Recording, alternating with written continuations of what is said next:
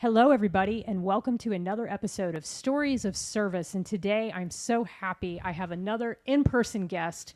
And this is only my third in-person guest in the house. So as you see, every time we do this, we try our best to level up the tech a little bit and make sure that we make this as most comfortable as possible. But what I'm so excited about having you on, Adam, is that you are everything all in one. You're a warrior, you're a fighter, you're in the Army, you've done so much, you're an advocate. And so I'm so happy to have you on the show. Welcome to the Stories of Service podcast. Well, thank you so much. The humidity and the temperature down here in Mississippi is about as high as the level of corruption at the United States Air Force Academy, so I'm happy to come down here and talk about it. Yes, right now, if you guys are from the South or you've been to the South, you know that right now the weather here is absolutely incredibly, unbearably hot at certain times. But that's just the way things go. It's the way we roll. But first off, I want to read a little bit about Adam and then just get right into this conversation. So today we're going to be talking to Adam DeRito, a decorated veteran, public servant, and fierce advocate for military justice reform. His journey began on the front lines of public service as a firefighter, EMT, and search and rescue technician before attending the U.S. Air Force Academy. After transitioning into a 14-year career in the oil and gas industry, he founded Leatherwood Development Group LLC and earned a Master's of Science degree, demonstrating the same tenacity that drives his mission today. But this is much more than just a talk about your business. We're also going to be talking about the Military Mental Health Protection and Justice Act, better known as the DeRito Act, where he has taken a stand against sexual assault and retaliation within the military ranks. His advocacy continues at the local, state, and federal level, consulting on legislation that protects service members and strengthens accountability. Currently serving in the Army Reserve as a military industrial specialist, he also hosts two reform-focused podcasts, Dark Saber and Tuxes and Tomahawks, where he amplifies the voices of like-minded veterans, and he holds leadership roles as well and is the National Vice Chairman of America's First Veterans Association and the Board of Governors member for the Colorado Hispanic Republicans. And your mission's clear. It's to empower veterans and first responders to unite in defense of the freedoms they fought to protect.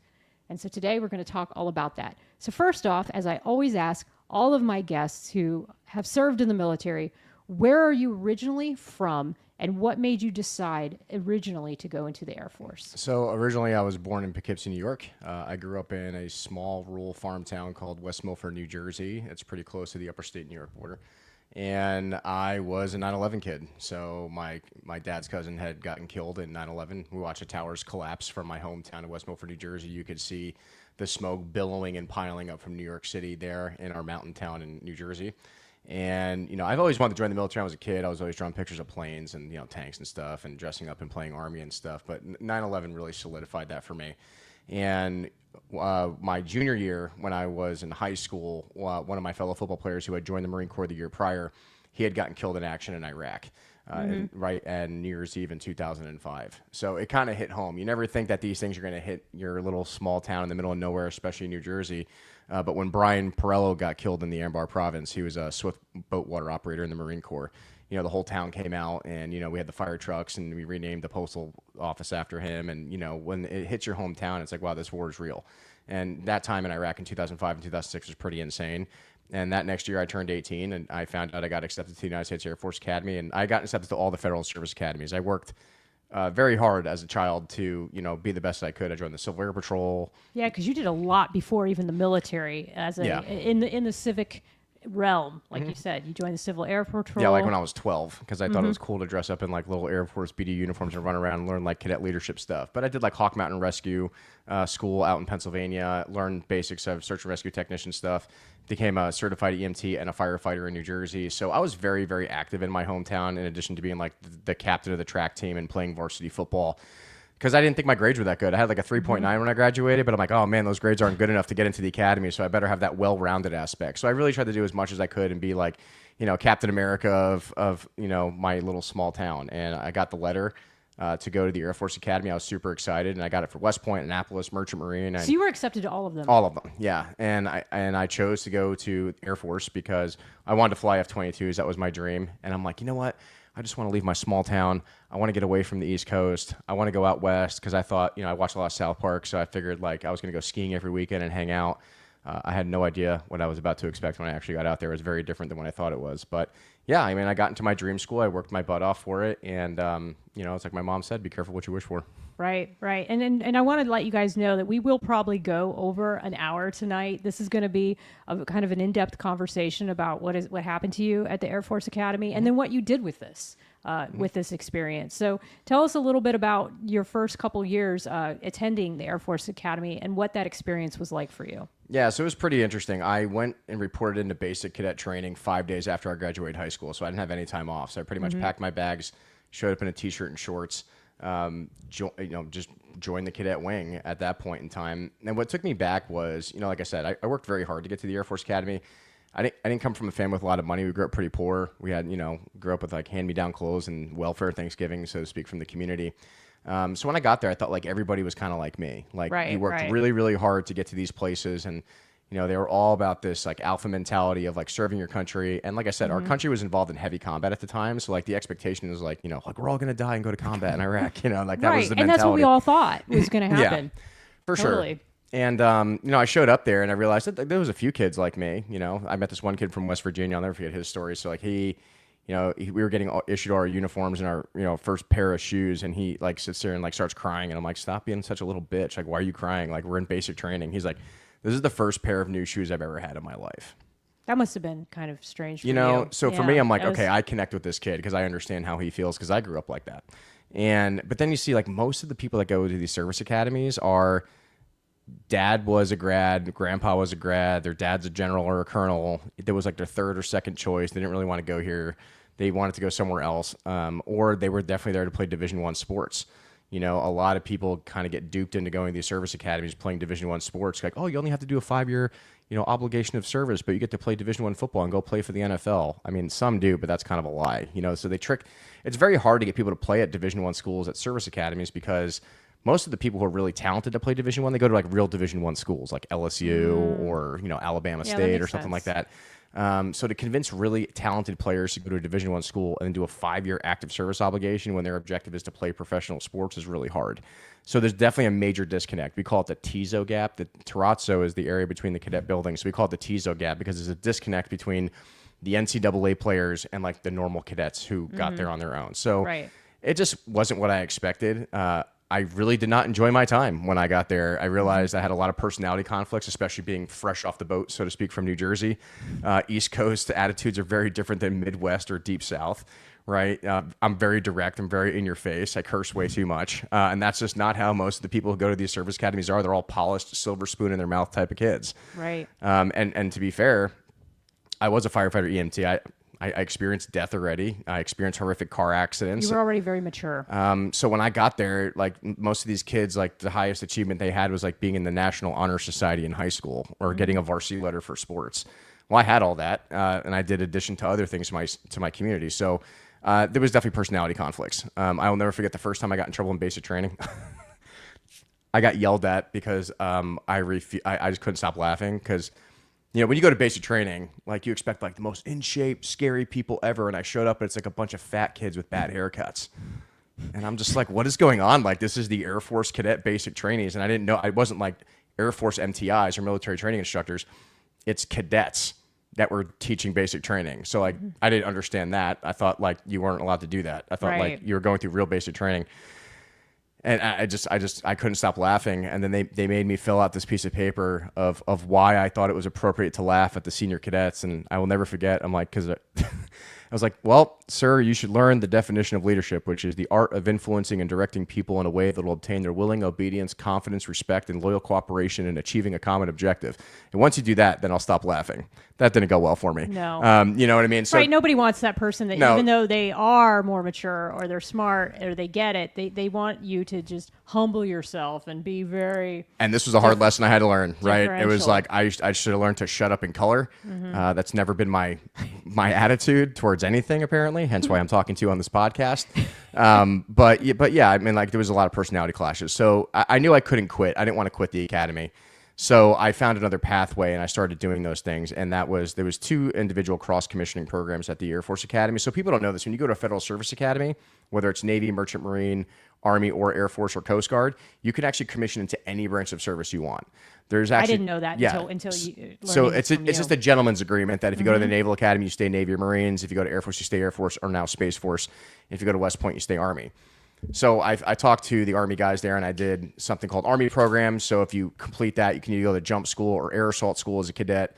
And then I also did Marine Bulldog later on in my career there, and that's winning a slot to go to Marine Officer Candidate School. And later on in my cadet career, which we'll get to later, I decided that was going to be my path. I wanted to be a Marine officer. I wanted to lead men and women into combat. I really wanted to do the real thing. And that's what I ended up trying to do without my time throughout as a cadet. Do you think that by you going into something different than what all the other cadets were doing, I mean, were there a lot of people at that moment when you were there doing the same thing and cross? Well, they tried. So I remember like in Army programs, you start out with like 200 kids show up on day 1 for the screener. And by the end of the night, we had 40 left.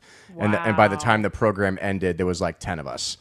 And same thing with Marine Officer Candidate School. Like I think 150 kids tried out, and by the time they selected who was going to go and who made it through the screeners over 6 months, it was 9 of us. So it was incredibly competitive to try Very to competitive. Even do this. And then here you were crossing over into Marines, which is even completely different animal. The hardest service that we all know. Yep. So that also, but I think what it was is that you had already been incredibly challenged as a young adult, and you had already had all these experiences that were hard. And so you got to the Air Force Academy and you were like, this isn't the hard challenge and the rigor that I thought, but this Marine option will be. So you start to do this, and then what happens?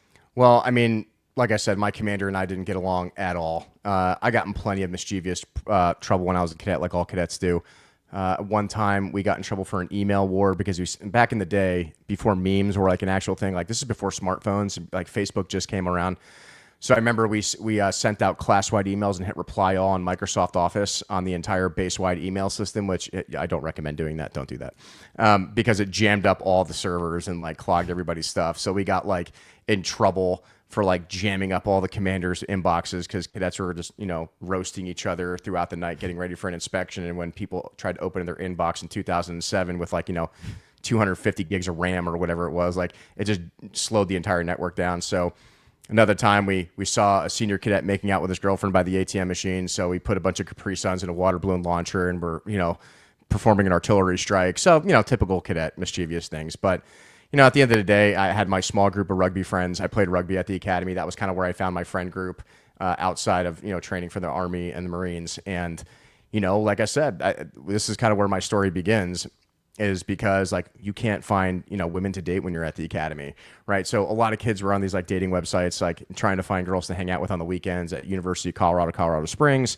And I engaged in one of those I don't even remember what it was. What year was it that this happened? It was like 2008, so something like that. So you were a sophomore at that point? Yeah, I was a sophomore at the time. Okay. And I talked to this one person. There's a bunch of salacious emails sent between her and I, like 10 of them, but then never met the person, never talked to him on the phone. Like it wasn't a big deal because I could never leave base anyway. So, could never get a pass to leave base. Didn't think much of it. Even on the weekends, you weren't able to get Oh, no, my commander hated me. Like I was restricted all the time with like the rest of the freshmen or sophomore cadets, I see. So I never. So it was just a email exchange back and forth. Yeah. Okay. I was like, 19 years old. So whatever idiot 19-year-olds say, Right. everyone's dumb when they're 19. Yep. Didn't think much of it. And then I come back from Christmas leave that year. So that was like 2008. So it was like right in the beginning of 2009-ish or some time frame. And my commander calls me into his office, Lieutenant Colonel Christensen. He's like, hey, you need to go talk to OSI. No idea who OSI is. I don't even know what that acronym means at the time. So they tell me to report to this building, and I go to this building, and it's like out of the movies. Like you go down this long staircase, and like the hallway's really cold, and there's like a steel sign on the wall that just says OSI, and I'm like, what the hell is this? And there's a mirrored wall with one chair in the corner of the small hallway, and it's like I knock on the window, and like someone's like, someone will be right with you. And they open the door, and there's like these 2 guys dressed in suits. I'm like, yeah, my commander said you wanted to see me. Oh, come on in, Cadet DeRito. We've been expecting you. Okay. So I go in there and they walk me into this room, and it's obviously an interrogation room. And I'm like, oh, this is interesting. I've never had nothing but positive interactions with law enforcement at this time, like as an EMT and a firefighter. So whatever. I sit down. I'm like, all right, guys, what's up? And they just like, oh yeah, how you doing? And trying to get to know me. And like, oh, you've always seemed like you're a pretty good guy. You know, we've kind of done some research on you. Like, you were a firefighter, you were an EMT, all this other stuff. I'm like, yeah. Like, where's this going? They're like, well, is this your email address? And they pull out this like stack of like printed out papers off like some 1997 Microsoft Word, like MS-DOS program. I'm like, okay. And I'm like, yep, those are my emails. Like, did you send these emails between this and this person? I'm like, yep. And they're just like, well, were you aware that she was under the age of 18? I was like, no. How would I know that? Because right there in the emails it says, like, because back in the day you do ASL, like you're talking on AOL Instant Messenger. Oh, okay. Right. And the person that I was talking to said like 19, female, Colorado Springs. Right. I'm like, no, they said they were the same age as me. And like, okay, so you didn't know. I was like, no, I had no idea. How would I know that? They're like, oh, okay, well, we just wanted to make sure that you didn't know that this person was under the age of 19 or whatever, or 18, right? And I'm like, okay. So they leave the room for like 3 hours. And just sit. And they just leave me. There. They just leave me in this room. Now I'm looking at my watch and I'm like, I got to do homework tomorrow. Like, I missed rugby practice. Right. Like, it's now like 10 o'clock at night. I normally get up at and they just leave you there to make you wonder what the heck is going on. And I normally get up at like 3 o'clock in the morning because I go swim and hit the pool and do a 1,500 meter swim, you know, before I go to class and stuff. So I'm like, all right, this is going to suck tomorrow. I'm not getting any homework done. I'm going to get chewed out by my, you know, professors and stuff, whatever. They come back in and they got like a Big Mac and like a #1 for McDonald's, and they're like sitting there, have me like write out the statement of everything that had happened that I just explained to them verbally. I'm like, okay. Then they leave the room for like another 30 minutes, and then they come back and they go, okay, well, we just wanted to make sure that, you know, you weren't really involved in this. I'm like, yeah, I obviously didn't know I was involved. I've never left base. I've never talked to this person. I have no idea who this person even is. And they say, okay, well, do you know if any other? And you guys had never even talked on the phone? It was all just email. Yeah, we had flip phones back then. Like, you could only send like 160 on text messages. So this is all strictly through email, through this website. So they come in, and then this female agent comes in as well, and they sit down and they go, so do you know if any of these things are actually going on at the academy? And I sat there like, what do you mean like these things? I said, like, you know, like cadets like trying to date underage women, or, you know, drug trafficking or underage drinking. I'm like, yeah, I have like an entire list. You know what I mean? And they're like, oh, like, well, how would you kind of like to work for us? Like, how would you like to, you know, tell us what's going on? Because, you know, obviously when OSI walks around the cadet wing, you know, they know it's us, but like, you know, you could be someone on the inside for us and just help us, you know, make the academy better, you know, help find out all these problems. And immediately I said yes. I'm like, yeah, that sounds fun to me. Like, doesn't matter. Did you think that when they were offering you that it was also a way out from the things that they thought that you were doing?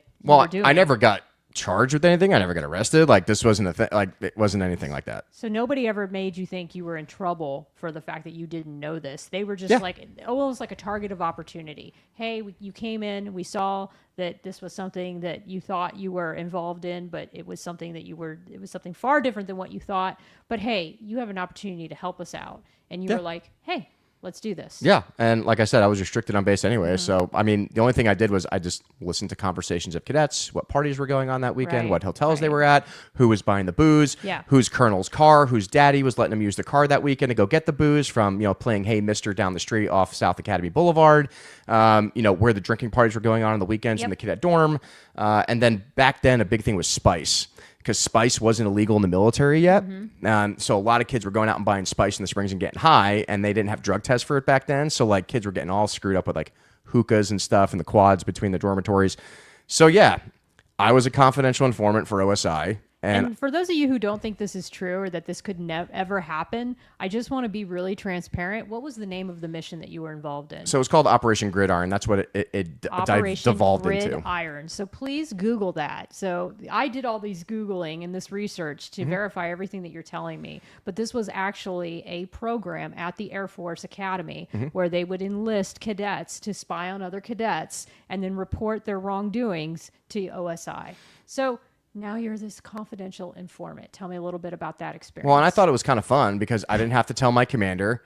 I didn't get along with anyone in my cadet squadron. I thought most of the kids that I went to the academy with were kind of shitbags, so to speak. So, and I thought I was holding myself to a higher standard, like trying to go into the Army or the Marine Corps and, you know, trying to play rugby and stuff. So, you know, like I said, I thought that removing people from the academy who didn't deserve to be at the academy was a priority. Because they were doing nefarious things. They were doing things that we shouldn't be doing. They were talking to girls who were underage. They were using their positions and their rank and where they were to basically prey on younger women. Yeah, and they would try to date like girls in high school and go to prom with them and stuff. Like it was super weird. Wow. You know, but that's the way some cadets are at the academies. And to be fair, as I learned over the years, this isn't just an Air Force Academy problem. This happens at West Point. This happens at Annapolis. This happens at the Coast Guard Academy. This happens at Merchant Marine.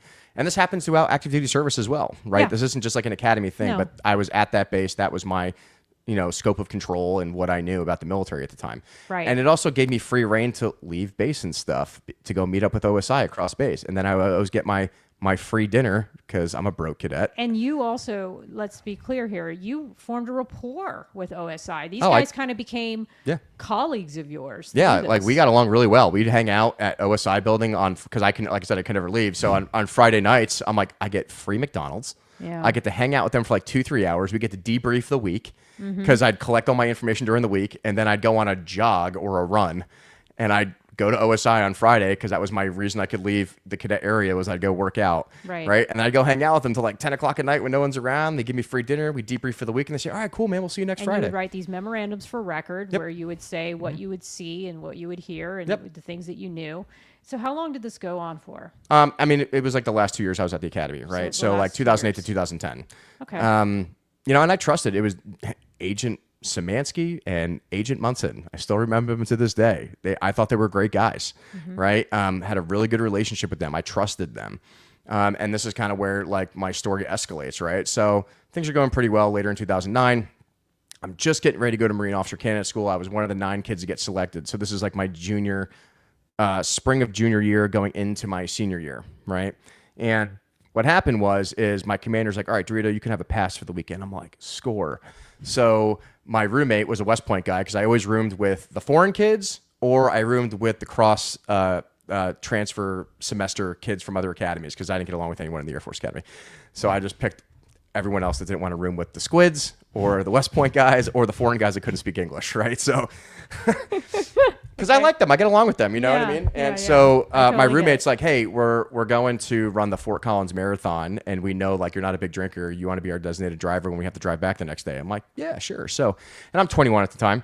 And we go up to Colorado State University, which is like 2 hours north of the Air Force Academy. And they're like, oh, like there's this party going on. We're going to hang out with some people the night before. We're going to carb load. We're going to get pasta. We're going to drink some beer. And then we're going to go run the next morning. And then, you could drive us back after the race. I'm like, yeah, sure. So we go to some random dorm party in the middle of Colorado State University. And it's like a scene out of American Pie. Like there's this beautiful women everywhere. And there's people hanging out and rolling kegs down the streets. I'm like, wait a minute. So this is what college was like? You mean I've been missing out on this entire time? You had an extra pair of gloves this whole time? Yeah, we're in the Rockies. So I'm having a good time. Like I'm meeting new people. It's not at the academy. So it's like, there's like 5 or 6 cadets there, but the rest of them are like civilians. So it's kind of nice being in a different environment that are not cadets and whatever else, right? And then this woman hands me this drink and I start talking to her, this larger blonde girl, didn't really think anything of it. And to be fair, like I had known my drinking limits before I went to the Air Force Academy. Like when I was in high school, I drank underage. The last month I was in high school to figure out where my tolerance was. And then my friends fed me saltine crackers while I was crying and throwing up on a on a wooden porch in the Poconos in Pennsylvania. So you kind of knew. So I kind of knew like what it felt like to be drunk. I knew what it was. This was different because I don't remember anything after like 11 p.m., like 12 o'clock in the morning. And I hate when I say this because you hear this from a lot of survivors, but I blacked out. I don't remember anything. Well, that really happened to me. I actually don't remember anything. The next thing I remember is I woke up at like 7 o'clock in the morning in some dorm room at CSU. I had to be back in formation at 10 a.m. and I had the worst possible headache possible. And this wasn't like I'm a hangover, headache. This was something different. And like as an EMT, I recognized like something was wrong. And I didn't have like activated charcoal with me or anything to absorb anything in my stomach. So my cell phone's dead. Thank God my car keys were in my pocket in my jeans. But when I looked down, I realized something was wrong because I looked down below the waistline and like everything looked like it had been hit with sandpaper. So wow. I obviously had been assaulted or something had happened, right? But I wasn't thinking about that at the time. Like I had a really bad headache. I was more worried about getting on base than what had actually had happened to me in that moment. And not being in trouble. Right. And not because that's the cadet. Oh, man, the one weekend I get to leave and now I'm going to get in trouble again for being late to formation, right? Because that's how cadets think. Right. So I find like the closest Denny's I could walking down the street, because Colorado State University is all like, it's a college town, so it's pretty easy to find stuff. And I sit down, I get the greasiest, fattiest thing I can put in my stomach. I drink an entire pot of coffee. I walk across the street to the gas station. I chug like 2 to 3 Gatorades. I buy a couple more for the ride. My cell phone's dead, so I'd like walk around and like try to get some area orientation and remember where I parked my truck. I get in my truck. I charge my cell phone up. I call my commander and said, "Hey, sir, I'm just going to be a little late. Like, I'm having some issues getting back down." "Oh, of course, Cadet DeRito. The one weekend I let you out. Now you're going to be late." So I'm like, whatever. So I start driving back down to base, and I report in like a little bit late. It was like probably like 11 a.m. And he just starts chewing my ass. Like, "I let you out, and then you did this," and like, didn't even want to hear what I had to say. And he's like, "Well, why are you late?" And I'm like, "Sir, I think I got sexually assaulted last night." And then he immediately just goes, "Oh yeah, the 225-pound rugby player got sexually assaulted at a party." He's like, "You probably just drank too much." I'm like, "No, sir. Like, I know what it is to drink. Like, I'm 21. Something's going on here." It's so horrific because people just assume because you're a man that you can't be sexually assaulted. Well, and most people don't understand this is more men get sexually assaulted in the military than women. They just don't report as much, and it's statistically, accurate because there's more men in the military than women, right? And over my time over the years, I saw a lot of males get sexually assaulted. It's even something that goes on today extensively, and it's it was hard to talk about. Like, I didn't tell any of the cadets because obviously Air Force Academy cadets and I don't get along. So I actually immediately went to the Sexual Assault Response Coordination Center, or the SARC we called it at the time, and I filed an unrestricted report, just like we were trained to do. You go through all the classes every year. Even back then, it's a big thing. So I filed a real report, and I went to a counselor, and I debriefed everything with them and everything that I could. And they tried to find out who this person was and, try to help me out as much as I could. Well, the funny thing is the next day, I get a phone call from OSI, and they're like, "Hey man, like we heard like some bad stuff happened to you, but these are the people that I trusted the most." Right. So of course you're going to tell them everything. I tell them everything, right? So they said, "Get in our car. You're going to take the day off of school today." I'm like, "Yes, I get out of class for today." Yeah, but hanging at out least, in the back, and you have a supportive network now to hanging out in the back of an unmarked police car about this issue. And then we drive all the way to Colorado State University, right? We drive all the way there, and we meet with the detective. His name is Detective Adam Smith. And we sat down and we talked about it, and he actually believed me. And actually my OSI agents believed me, because like the evidence and everything that I said was correct. Now, my biggest problem, because like I'm a guy, and this is 2009, like when I came back from the academy, I took a shower. So there was no, they didn't take any medical DNA or anything like that, So for me, it was just like my story, what had happened that they could still physically see. And then my unrestricted report, which you have to swear to, like it's the whole process. Well, then they had to go off of your credibility. And at that point, the OSI agents obviously felt you were credible. Yeah, for sure. I mean, I'd worked with them for like over a year at this point. Exactly. Right. So I thought they were going to take care of me. And then this was like the first biggest mistake I ever made, because I didn't have any knowledge of this. I didn't know my rights. So, Colorado State University, they were doing this big investigation, and they were going to try to find this person. They were going to charge them, and they were going to find out what happened, or they kind of determined that it might have been GHB that I gotten drugged with based upon my physiological reactions to what happened with the drug and how my head felt, and, the conditions that had occurred after that. They ended up finding who she was later on. We'll get to that. But OSI is like, "Hey man, like this is like 2.5 hours away from the academy, and the only way we can really help you with your case is if you hand jurisdiction, because it happened outside the academy in a different county under a different police department, right? Is you need to hand jurisdiction from Colorado State University Police Department over to Air Force OSI," and that was a huge mistake, because I didn't know at the time. I always like I said, I never had a bad experience with law enforcement before that, right? It was always trust the cops. Yeah. Yep. Exactly. And I worked as a firefighter, worked as an EMT. I mean, I always trust. I made plenty of statements in court, for car accidents and deaths. And there has been no like reason why you wouldn't have assumed that the military justice system would do the exact same thing that the civilian justice system does. And you were already working with OSI, and you already had that rapport. So naturally, when they said they were going to take over the case, you were like, "Okay, sure." Yeah. Yeah, so I give jurisdiction back to OSI, and then they immediately start an investigation, and then it all comes, basically a summary of that was, "Well, we can't do anything because we can't charge her because it didn't happen on base." I'm like, right.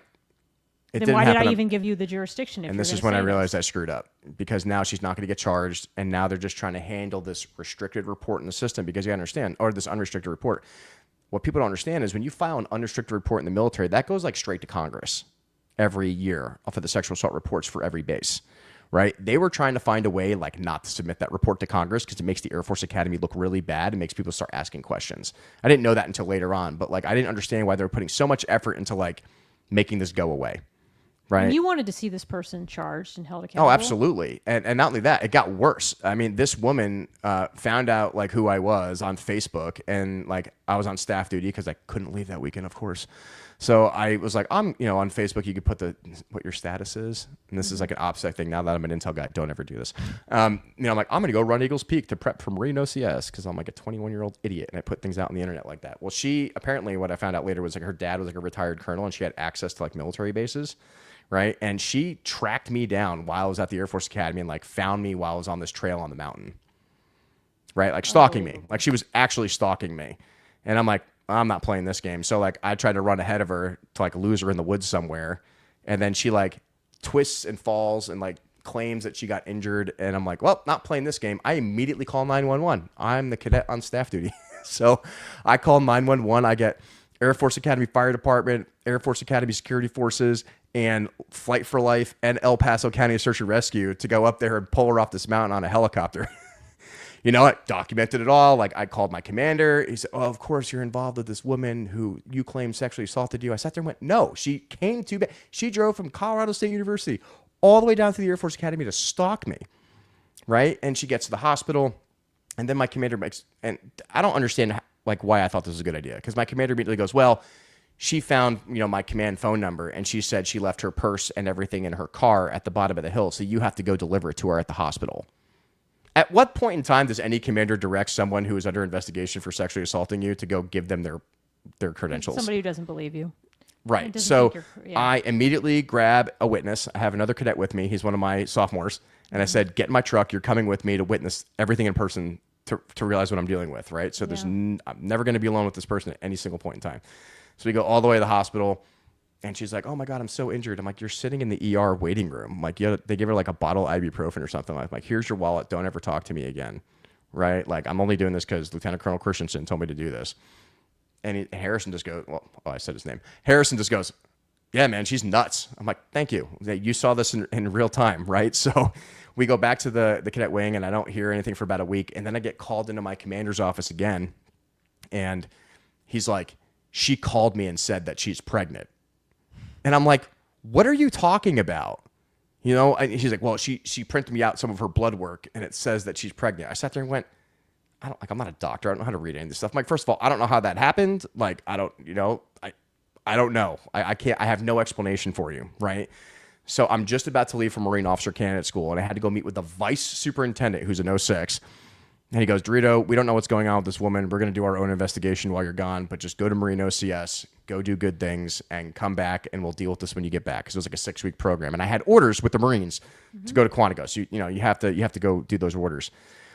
So I got to Marine Officer Candidate School, and apparently she had gone and contacted my sister and told my sister that I was her boyfriend and to give her my mailing address at Marine Officer Candidate School.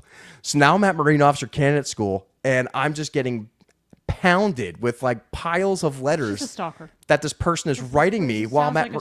I still have all the letters. I kept them just for federal court reasons in the future, which we'll get to, right? And even the Marine Corps was like, DeRito, what is this stuff? And like I showed up to the Marine Corps Officer Candidate School and it was like the hardest thing I've ever done, and I get there and I'm like so happy to be, getting hazed like the way I should have been hazed. Like when I joined the military, I thought what happened when I went to the Marine Corps was going to happen to me like when I joined the military in general, right? But when I get to the Marine Officer Candidate School, it's like push-ups, running, like it's all the things you wanted. No mercy, right? Yeah. I'm like, I felt like, okay, these are my people. This is where I belong. Yeah. I graduate. Marine Officer Candidate School was really hard. I mean, I made some really dumb decisions when I was there. Like I remember we were on this ruck march and they run up to me in the middle of the night while we're doing this 12-mile, like it's like 3:00 in the morning. You can't see anything in front of you in the Quantico woods. And they're like, DeRito, are you a Blue Falcon? And I'm like thinking in the back of my head, I'm like, I don't know military terminology. I was in the Air Force, and they're like, I Gunnery Sergeant, this candidate is a Blue Falcon. And I thought they meant like the Air Force Academy mascot. Mm-hmm. I did not know that Blue Falcon meant, well, buddy fucker. So immediately I'm sitting there and I see all the gunnery sergeants sprinting in their glow sticks down the hill of Da Nang in the middle of the woods. And I got lit up. Like I was doing satellites around the entire battalion. So my 12-mile ruck march was like probably 15. Mm-hmm. But I made it through. You know, I graduated, and then I even had Marine Gunner Sergeants come up to me and said, DeRito, I mean, we tried to get you to quit. You know, we beat you up really hard. But like, you made it, and we would be so happy to endorse you to be a second lieutenant at the United States Marine Corps. So you're like, mission accomplished. I made it through. Yep. So I go back to the academy, and I'm like, all right, I have to make it through two more semesters. That's it. I'm just going to be the gray man. And at this point, what was going on with this investigation with your... I haven't heard much from it. Like, you know what I mean? Like, it kind of faded away into the thing, well, we can't do anything. So it's just like, okay. Well, apparently I guess at least the one thing they found out was she was lying about being pregnant. Like, of course, you know, she just made that whole thing up. And she was just calling, like, the superintendent's office at the Air Force Academy. Like, what are you, nuts? Like, the 3-star's office? Okay. So when the 3-star gets a call from a civilian about a cadet, obviously it just raises flags. And I had to sit at the position of attention and salute and tell the whole story like 19 times. Okay. So... I get back to the Air Force Academy, and the Air Force doesn't consider the Marine Corps Leadership Officer Candidate School as a leadership credit for the year. So I still had to do a leadership credit when I got back to the Air Force Academy. So I show up in my Marine uniform, about 20 pounds lighter, buzz cut, and they even recognized who I was. And then I got assigned to cadet basic training. But the problem was when I got back, there was a swine flu outbreak. So the entire base was quarantined on the side that I was supposed to go back to. So they assigned me to the prep school instead. Now, I never went to the Air Force Academy prep school. I didn't do the 5-year program. I did the 4-year program. And normally the only cadets I send over there for basic training are cadets who were graduates of the prep school who went to the Air Force Academy. So I was in this unique situation because of the swine flu outbreak where I got sent over there as a direct entry guy. Now, I go over there, Marine Corps cracked out of my head. I'm in the best shape of my life. I'm running circles around these kids. They're in PT gear. I'm in boots and utes. Like, I'm just having the time of my life torturing these like 18-year-old kids and prior enlisted guys, right? So... it was a great experience, and you know. Were you still reporting with OSI? Not at this time, but we're gonna get into like how they got re-involved in this. So, kind of at the end of their basic training, I told them like my story about how I gotten sexually assaulted, and that you know your command's never gonna really back you up, and if you guys have problems, like just let me know about it, right? So about September that time frame, I got contacted by several preparatory school cadet candidates. And they were telling me that there was like all this underage drinking and that there was a fraternization issue going on with one of the cadets and like a chief master sergeant there. And so I reported all this stuff to OSI. And I said, guys, look, this is kind of like my last bang for you. Like, here's these like 30 plus kids. And a lot of them were NCAA recruited athletes. So a lot of the kids don't have the grades to get there on direct entry. So they go to the prep school so they can play football, right? So they can play football for the Air Force Academy. Right. But so their grades aren't good enough, so they send them to this prep school to prepare. Yeah, to get higher SAT scores and ACT scores. Makes sense. But the problem is the prep school is a big recruiting area for football. I mean, they spend millions of dollars to convince these kids to come to the Air Force Academy. And even though their grades aren't good enough, they'll get them up enough just to get them over to the academy to play D1 football, right? Yep. And everybody knew this at OSI. Yeah, but the D1 football, just like with the Naval Academy, that's where the PR is. That's where they make all their money. That's where all the glory is Naval Academy football, Air Force football. Yeah. Yep. Exactly. So I report on this stuff. It's like my final case I'm doing. It's going into the fall time frame, like October, you know, going into Christmas leave stuff. And all these kids are getting investigated by OSI now. All of them. And that's my job. I reported all these cases, all these incidents that were going on, underage drinking, the fraternization with the senior enlisted person on base, all this other stuff. And I sat there and went, you guys have fun. I have one more semester to make through. Yeah. I did my job. I did my duties as a mole. I'm done. I'm going to hide in my room. I'm not talking to anybody. Yeah. I moved my room to the other side of my commander's hallway just so I wouldn't even have to pass his office every day going to class. Because you guys didn't have a good relationship. And no. He didn't have and I'm back. like, I just have to make it like 5 more months. Yep. That's it. Okay. And to be fair, I had a little bit of an ego because I really wanted to be Marines. I had like the Marine Corps recruiting poster outside my cadet room. Yeah. I'm not saying that was the best option, but like my senior NCOs, like, what was her name? Beretha Ruiz. They just hated me. You're not a Marine. You're never fucking going there. You're going to be stuck in the Air Force. You're going to have some shit job. Like, you're never going to go anywhere in life. I was like, okay, thank you. Coming from the person who already completed a commissioning program here, I'm just waiting to knock this one out too. I just had to finish my degree. I'm not saying that my ego and my Jersey side of me was good, down a notch. But it was like the one thing I had that they couldn't take away. Right. I did this military school. I completed it, and you didn't. Right. So what happened was I get called back into my commander's office like January. We come back from Christmas leave. And he goes, ha, DeRito, I got you. Like, you're under investigation for fraternization. And I sat there and just, I'm like, what are you talking about? Yeah. You know, so apparently all those kids got called in after Christmas leave, and they're under investigation from the stuff we reported in September and October. All these athletes. So OSI built their cases on Christmas leave. They came back, and all these kids are getting called in for investigation, right? Because they're trying to get them out so they don't go to the academy. And this guy named Lieutenant Colonel Eric Rocky, he's the prep school commander at the time, from what I heard from one of the prep school kids, called me and said, hey, DeRito, we're getting brought in for questioning about what was going on here. I sat there and went, well, what's going on? And they were telling me, well, Lieutenant Colonel Eric Rocky is telling everybody to claim that you were involved in an unprofessional relationship with them by meeting with them and observing them and talking to them. And he's telling everybody to tell the same story. And I'm like, oh, here we go. So my commander's like, well, you got to go meet with OSI again. I'm like, fine, let's go clear this up. So I go down and talk to OSI. I'm like, I thought we were done, guys. I thought we were. It's like, well, we are, and to be fair, no one in my chain of command knew I was an undercover informant or confidential or CI, right? That's the intent. OSI is supposed to be above the chain of command. That's how you keep accountability legally in the military. At least that's what I thought, right? So they were talking to me about the cases, and they said, look, you have 5 of these preparatory school kids, even the one you put up that was, apparently having sex with their sponsor dad off base, the senior chief master sergeant, or the chief master sergeant. And I was like, yeah, that's your job. You're the cops. Go do your job. Go be cops. I'm a cadet. You know what I mean? I'm not a law enforcement officer.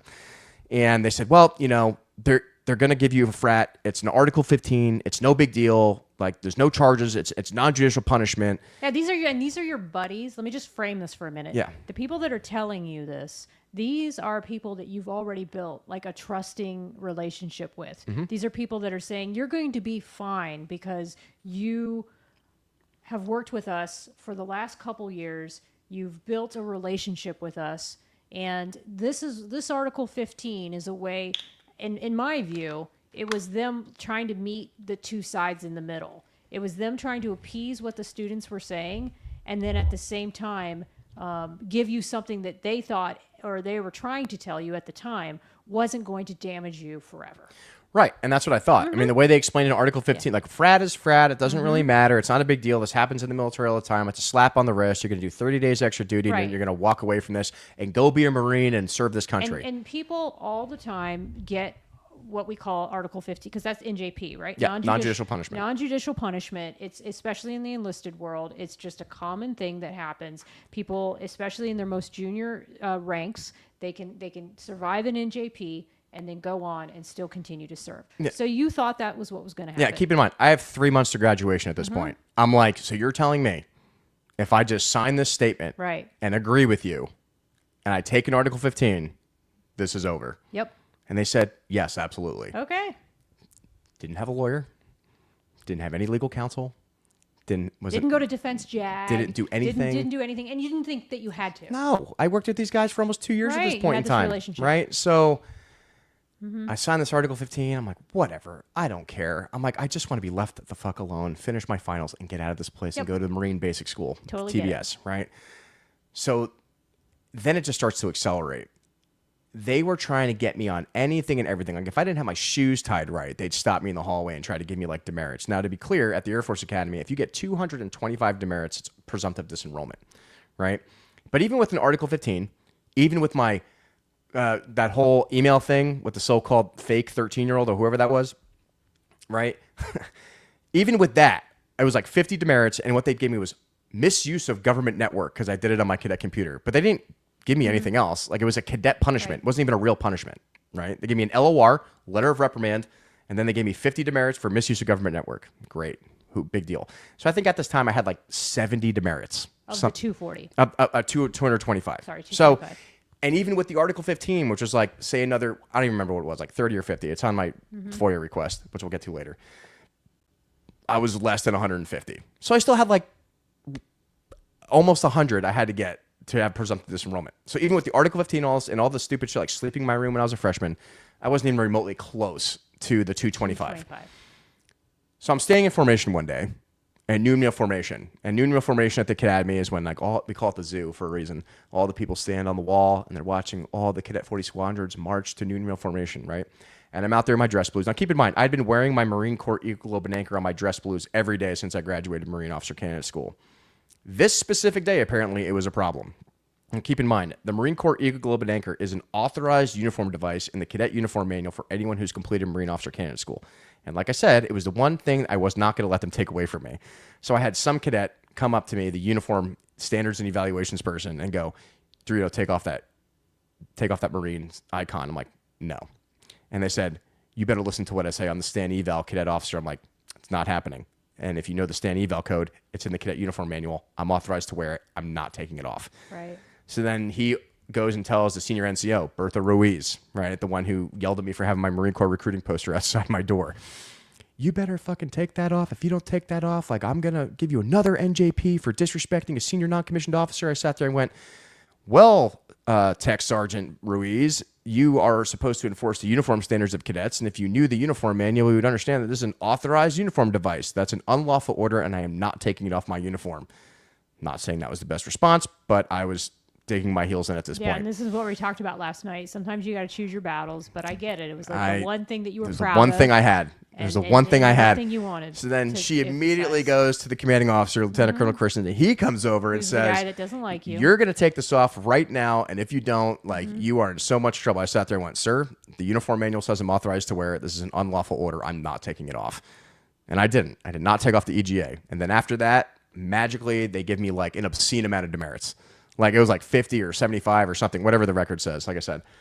And, well, now you're over 225, and now you're presumptively disenrolled, and now we're going to start this hearing to get you out of the academy. And then on top of that, like, I had a sexual assault counselor, right? It's the entire time. This guy named Major Todd, great guy. I used to meet with him once a week. We used to just go through this whole thing ever since I'd gotten sexually assaulted. And my commander would not stop harassing me about forcing a CDE on me, which is a command-directed evaluation, right? I had no idea what that was. And they said, look, all you have to do is go into this lab, go take a computer test. It's called an MMPI. I forget what MMPI stands for, but for you psychology people. I'm sure somebody in the comments will be able to say what it is. A multi-model personality inventory, maybe? I don't know. Yeah, that is just whatever it is. So I say, okay, Major Todd, who is not a psychologist, he is my sexual assault counselor at the Cadet Peak Performance Center. I said, if I go take this test and I clear the test, can you please tell my commander to stop harassing me? He wouldn't let me play rugby. He wouldn't let me work out. He wouldn't let me do anything except be on a suicide control roster, which I had to sign into and out of my cadet room every day and go to class, and that was it. So he took me out of every single social group possible to isolate me. Like, he was trying to make me do something stupid, and I just refused to. I would just sit in my room and do nothing. I'd do my homework and read a book, watch, like, Band of Brothers or something. Adam, if you didn't have this lieutenant colonel as what was he, the commandant? He was the cadet air officer commanding of Cadet Squadron 18 at the time. And he still works at the Pentagon today. Hi, Greg. So if that guy and you had not crossed paths, I wonder if you would have graduated. Yeah, probably. And he also, sometimes all it takes. To be fair, he was also ROTC and wasn't an academy grad, so he had a chip about cadets in general because he wasn't one of us. One of us. So you have now he's trying to get the guy that you've been talking to about your sexual assault experience. He's trying to get a command-directed evaluation. Now, keep in mind, he's not a psychologist, right? He's just my counselor from the Peak Performance Center. So I go and take this test. The results, and I go into this room at some building at the academy. Never met with a doctor. It was some like senior airman who said, all right, Cadet DeRito, here's your test. They open up the computer. I take the test. I leave the room. I go back to my cadet room. It's an automatic computer test. The computer test comes back as whatever. Major Todd gets the report back from the computer center, and he says, yep, there's nothing to see here. And he tells Lieutenant Colonel Christensen to stop harassing Cadet DeRito and leave him alone and just let him graduate. Right? I didn't know that part. So basically your counselor tells your commander, your commander boss of the academy, leave this guy alone, let him graduate. Yeah, like they're just trying to get me on anything. So now it's 100 days out from graduation, and it's something we call Hundreds Night. Hundreds Night is the night you find out you're getting your assignment, and even your commander doesn't know what it is. It's in a secret envelope that comes from the Pentagon that gets mailed out because you get all your assignments when you graduate. Okay. Right?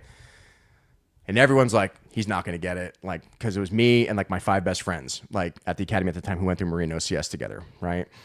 And we don't know. So we shaved our heads.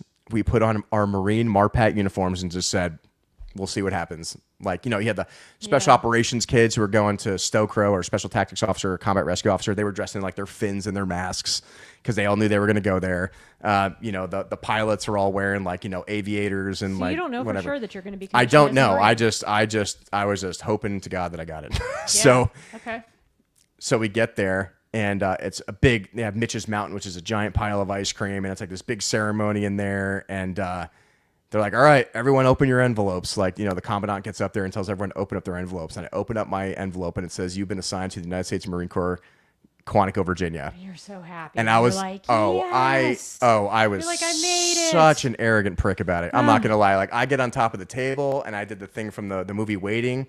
I was like, fuck you, you're cool, fuck you. Oh, God. And I'm out. I'm not saying that was the right response, but I'm like, I am free of this place. I am out of here. I have to make it 99 more days. And we got a mandatory pass that weekend. So we were all allowed to leave no matter what our restrictions were. So what I did is I drove to Breckenridge, Colorado, and I went skiing by myself for 3 days and didn't talk to anybody. It was great. I come back on Monday. I'm like, all I got to do is finish finals. I just have to take my finals for my classes. And I passed all my finals, and I wore my Marpats the day I finished my last final, because on the last day of finals, you jump into the cadet fountain. That's kind of like tradition there. So I come sprinting out with my Marine Corps flag, and I jump into the fountain, grab my pictures, walk off into the sunset, and I'm like, it's like one more week to graduation, like, and we're out of here, right?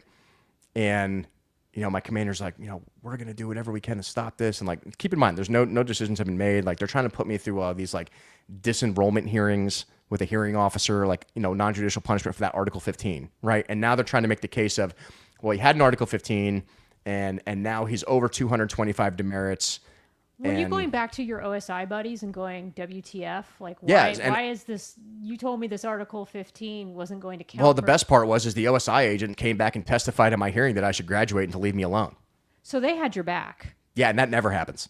And that's when it came out that I was a confidential informant. Because they had to finally admit, well, how do you know Cadet DeRito? Oh, he's been working for us for like the last 20 months or so.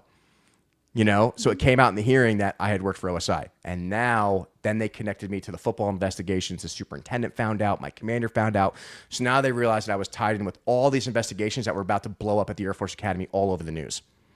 Right? They made it their mission at that point to find any reason to make sure I couldn't graduate, but no decision was made final. They couldn't do anything about it, right? So my whole family flies out, right? My grandmother's there. It was like, all right. Day before graduation. Day before graduation. I marched in the cadet parade, whole 9 yards, and the next day I have my uniform on. We're going to march onto the field, and 3 hours before graduation, they pull me from the ceremony and make me change back into service dress, out of parade dress, and go sit in the stands with my family. And they say, what do they tell you? You're not graduating today. You have 30 days extra duty to finish out your Article 15, and you're getting late grad. And I'm like, all right. So that was like the worst day of my life. Completely embarrassing. Why did they tell you 3 hours prior? They could have told you that 2 days prior. I'm pretty sure they were trying to get me to do something stupid. You know what I mean? Like, try to have some kind of like emotional reaction. Because to have your whole family come out like that. Yeah, and they're from Jersey. They were pretty pissed. Like, my family's like the Sopranos. Well, and it's just insulting to your family. If they wanted to punish you for something that you were going to have to fight, got it. My grandmother stood out of her wheelchair in front of my commander and almost slapped him in the face. And she was like 90 at the time. Or your 85. Your grandmother was there? She was 85. Who else was there? My mom, my 2 sisters. Yeah. Wow. So I'm sorry. It was really bad. Sorry. It was really, if there was a day I actually wanted to kill myself, like that was it. It was really and then bad. To tell you to sit in the stands and watch all your I mean, this just makes me mad. Yeah, Thunderbirds flying over whole 9 yards, and everyone gets to leave and go their base except me. So I sucked it up. I said, all right, 30 days extra duty, and I'm out of here. Right, because you think it's late graduation, and you think that you're still going to be able to go to TBS at Quantico. And you were going to get through this hearing because you thought OSI has my back. And my Quantico start date was July 10th. Okay. Right? So I'm like, all right, it's May 26th. I make it to June 26th, and then I have, 14 days to get to Quantico. Mm-hmm. I could do this. So they put me on like I wasn't a cadet anymore, but I wasn't officially a second lieutenant. I'm like this interim rank that means nothing. Yep. And they assigned me to build a gazebo at the cadet airfield. And I'm pretty mechanically inclined. So you know what I did? I went to Home Depot. I got all the lumber, And I built this amazingly, I'm pretty sure it's still there today. And I carved my name into every single piece of wood that I laid underneath that deck. So for anyone who's there, you I can was probably still too, like, see there. For any of you guys, and I know that I see there's still like at least 6 people watching, and there'll be people I know that will catch the replay. Because like I told you guys, this is definitely a conversation. I think we're only in hour 1. I think we're definitely going to go into hour 2.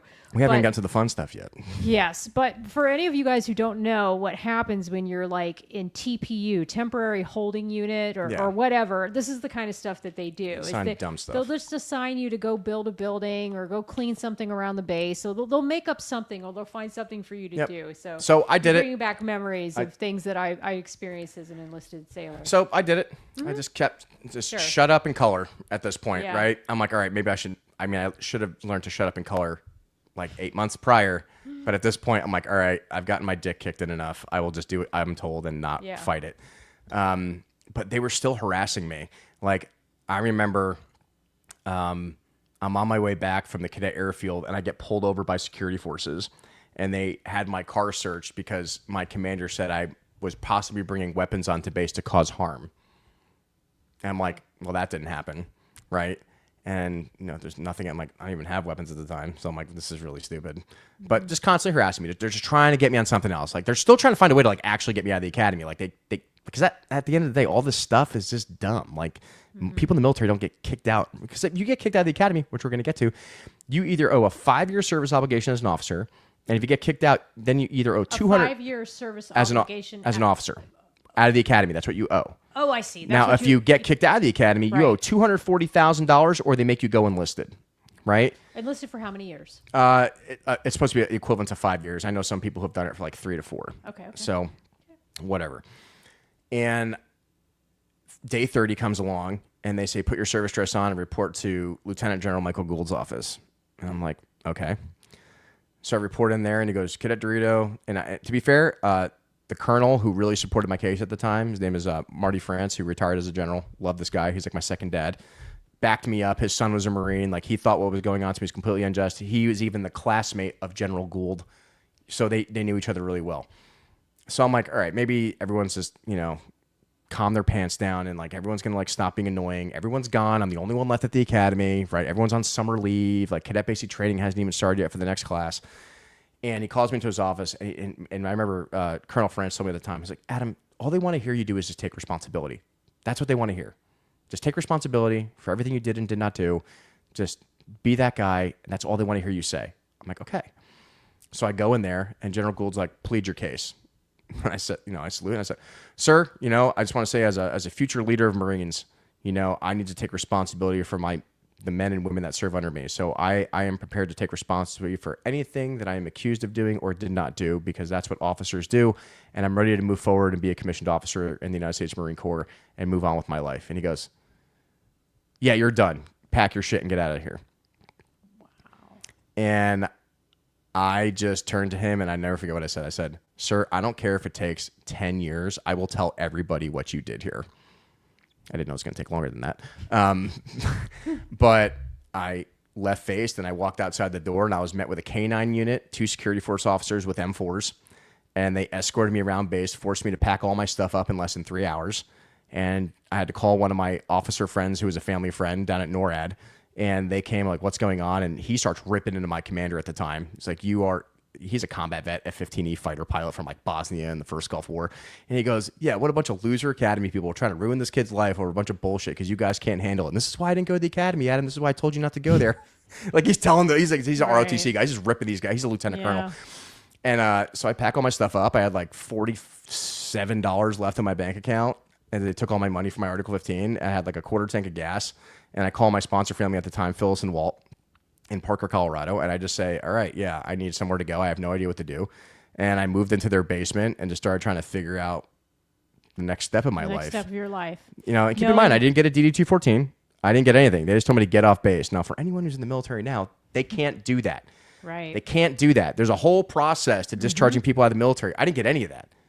Right. I didn't get a DD-14. I didn't go through out processing. They just told me to pack my stuff and get off base. That's not how that works. But I didn't have a lawyer. I didn't know anything at the time, so I was just doing what I was told.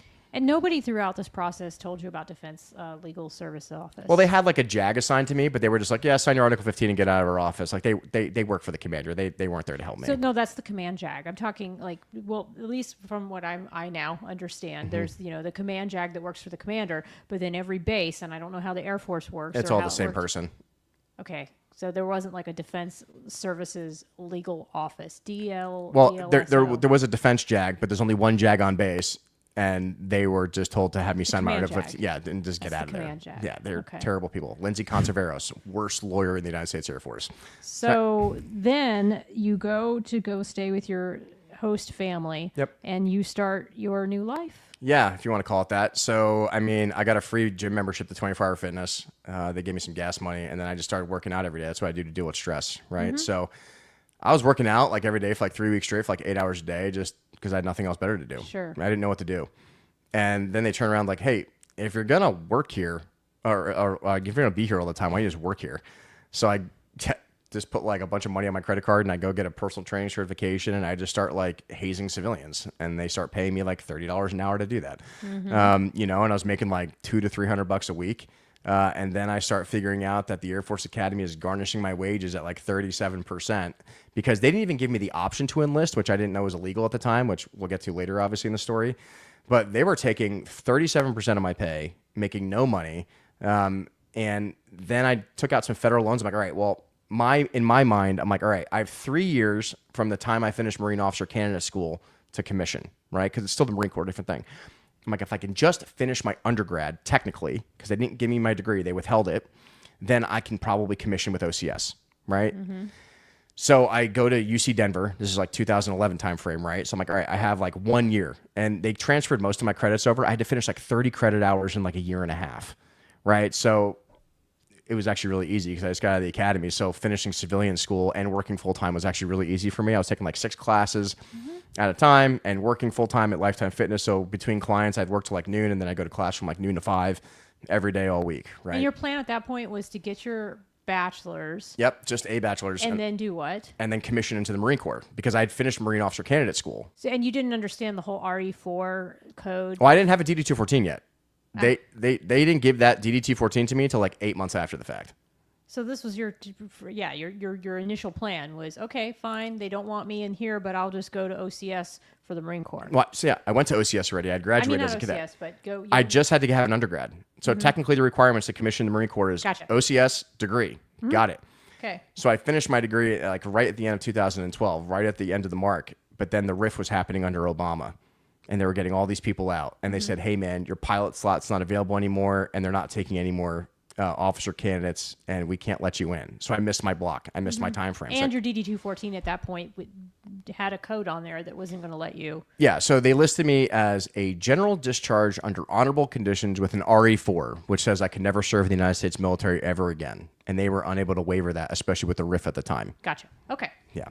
So then you're like, okay, what am I going to do for the rest of my life? I know that 37% of my wages are garnished. I owe $240,000 to the government. What do I do? Yeah, so like it was kind of weird that next week, I was finishing up classes and my sponsor, Mom Phyllis, comes up to me and she like slaps this newspaper on the table. And she's like, because she had worked in the oil and gas industry. And she's like, Adam, have you ever heard of what fracking is? And I was like, no, what's that? She's like, well, it's mostly a bunch of ex-military guys, ex-cons, and they make a lot of money. You've seen the movie Armageddon with Bruce Willis, right? Well, you're not going to go blow up asteroids, but you're going to go pull something out of the ground. I sat there and went, all right, whatever. So I show up to this interview and passed the drug test, and they hired me on at $16 an hour, working 120 hours a week. Were you one of the guys, like, when you see, what's the movie, the show, the TV show I was telling you about with Billy Bob Thornton? Oh, Landman? Landman. Were you one of those guys that were on the ground initially? Yeah, like, so those are those are workover rig guys, but yeah, I did a similar job in fracking. So basically we would complete that well, put that system up, and then those guys would come in and service the well. But yeah, I mean, my time in the oil field was nuts. It was crazy. But like I said, never thought I was going to go back into the military again. I'm just like, all right, I'm going to make as much money as I can. I went from making $300 a week to $100,000 a year overnight. Yep. But 37% of that was still being garnished. Yep. Yep, but at least it was more survivable money, right? So Absolutely. I got my own apartment. I moved up north. I'm like, I'm just going to change my life and disappear and become a different person. Yeah. Right? And I did. I traveled all around the country, fracking, working on drilling rigs and everything else. And during this years, were you still trying to fight the Air Force to try to get your record corrected? Yeah, so I had submitted, because I met one of my first lawyers, Matt Greifey, at 24 Hour Fitness, and I was trading him training hours for legal hours, right? Awesome. I'll personal train you for free, and then Yeah. he'll work on my case, because he was a brand Yeah. new, he was a Fallujah guy, just got out of the Marine Corps, Okay. And he thought my case was bullshit. He's like, dude, they violated so many of your constitutional rights here, it's insane, Yeah, let's try to get my record corrected. Yeah, so he submitted the first one, but like I said, the only evidence we had at the time was like my command was mean to me and did the wrong thing, give me my stuff back, and obviously my first 2 appeals were denied because, didn't know anything at the time. Right. You didn't have any evidence that showed malicious That I or wasn't a wrongdoing. shitbag according to the Air Force. Right. Right. Okay. All right. So I'm like, all right, guess I'm not going back in. But I'm like, man, I really can't get rid of this debt. I don't know what to do. And this isn't a story I tell often, but I decided I was going to join the French Foreign Legion and change my name, get a new passport, move out of the country, and just disappear. But the problem is, when you do that, you can never talk to your family ever again. So if you decide not to take your initial citizenship and Did go your back, family know you were even thinking about doing this? No. I found a contact. I found a way. I was going to jump the border in Canada. They were going to pick me up in, over the border in North Dakota. And then I was going to get over to France. And then What year was this? 2013. Oh, sorry. No, it was like 2014 and a half. Okay. Right. So I did my first couple years in the oil field and whatever else. And then I'm like, I'm just going to try this. But before I did that, because deciding to join the French Foreign Legion is a big deal. Because like I said, if you decide to keep your French citizenship and change your name, you can never return back to the country you came from. Now you have the other option. You can take your name back and your passport back and you can go back to your original country. But then if I did that, it would defeat the purpose of me disappearing and avoiding this government debt. So I decided to try enlisting one more time. It had been almost 5 years at this point, right? We're going on 2015. So I go into every single recruiter's office, Marine Corps, Navy, Coast Guard, Air Force, Army, and they all say, dude, You have an RE4. we can't help you. Yeah. So I know everyone gives the National Guard shit, but I walk into the National Guard's office. And I had been on the news a few times because that's when Operation Gridiron had come avail in like 2013 on the news, but no one took it really seriously. But it was like short news clips on the news about it. And How did Gridiron get exposed? so there was and this is how I found out, and not to backtrack too much, but other cadets that were involved as CIs of the program were also getting screwed. And they went public on ESPN about exposing things in the football team. And I sat there and went, oh, I was in that program. I was in Operation Gridiron. I'm also one of them. So it wasn't just me. There was multiple other cadets that were involved. But they were involved more extensively. Like they were actually going to parties and doing drugs. I was just collecting intel and giving it to OSI. They expanded on that program after I left because all those kids were going up for trial in 2011, 2012, right? But I was gone. I was a civilian. I wasn't paying attention to anything at the academy at the time. You were doing your oil and gas stuff. Yeah, so I go into the National Guard's office, and they're like, hey, weren't you that kid that was on the news? Like, I know this sounds really weird, but we were always like kind of hoping you were going to stop by this office. And I told them the whole story of the holes I had to fill in for them. And they said, well, this is the unique thing about the Guard. We can have an exemption with the governor that overrides federal DD-214s because he's the commander-in-chief of the National Guard, not the president. So you exempt yourself from federal rules, Title 10 under Title 32. And I sat there and went, great, let's do it. So they call at the time, who's now a senator, Governor Hickenlooper. And he's like, oh, yeah, that's the guy from the news, right? They call his office and everything else. And like, all right, yeah, let him in. But he's got 3 conditions for him to let him in the Guard. One of them was I had to go in as an E4. And I had just finished not only my other degree, but I finished my master's degree at the time, too. So I'd finished my master's degree in global energy management with a specialization in oil and gas production because that was going to be my career. So I just stayed in it. Just graduated from that.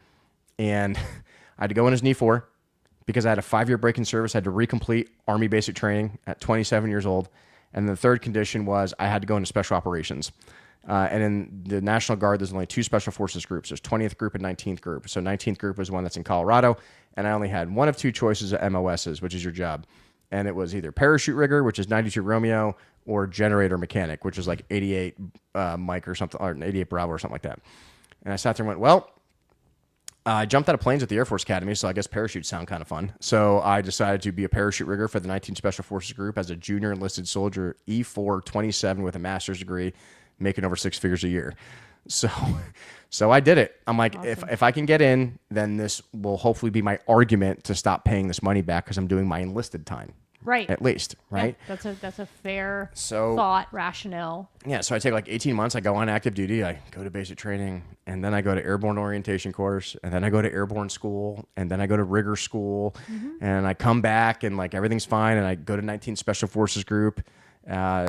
Went through that whole hazing process of being a support guy in a Special Forces unit, meeting all the Green Berets and everything else. Great guys to work with, but I just kept my mouth shut. I packed my parachutes. I jumped out of planes. I shot my guns. I did my job.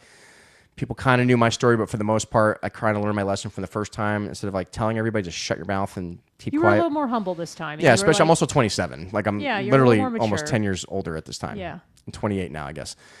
So we were out training in Utah under the new free fall system for the RA-1 with the Green Berets and the 211th Attack Reconnaissance Battalions out there in Utah, all Apache guys. And I ended up meeting them at a bar out there. You know, we did our parachute class, had a couple beers at the local brewery. And they're like, hey, man, you should come over here and direct commission as like a warrant officer. Go street to seat.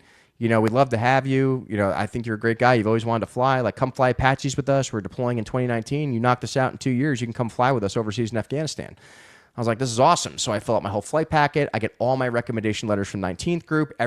2 years with a security clearance and Special Forces. I'm like, all right, now I'm going to go commission. I'm going to go back on active duty for a couple more years, and I'm going to go do a deployment, fly Apaches. Like, life is great. I get all the way down to Fort Carson. I have my orders for Fort Rucker, just getting the final medical stamp on them. And they go, hey, man, we can't let you go. And I sat there and I was like, why? And they sat there, well, the Air Force Academy says you have 7 major psychological conditions. I'm like, what are you talking about? Keep in mind, this is 2017. This is 7 years after I left the academy, right? And they pull up the record, and I look at it, and it says I have like all these crazy personality disorders and all this other stuff that, keep in mind, I went through MEPS in the Army. None of this stuff ever got pulled.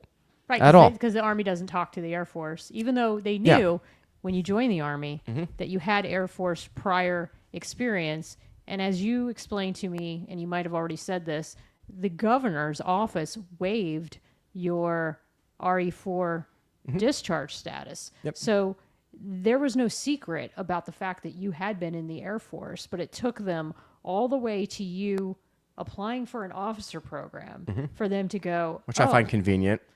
Oh, wait a minute. There's all these personality problem or, mental health issues that will now prohibit you from going for the Special Army Warrant Officer Pilot Program. Yep. And so I go down to the medical office. I do a FOIA request in person with Fort Carson, and I have them pull all my records that they come out with, and they print them out, and they hand me the pile of paperwork, and I'm flipping through these things, and I notice something really weird.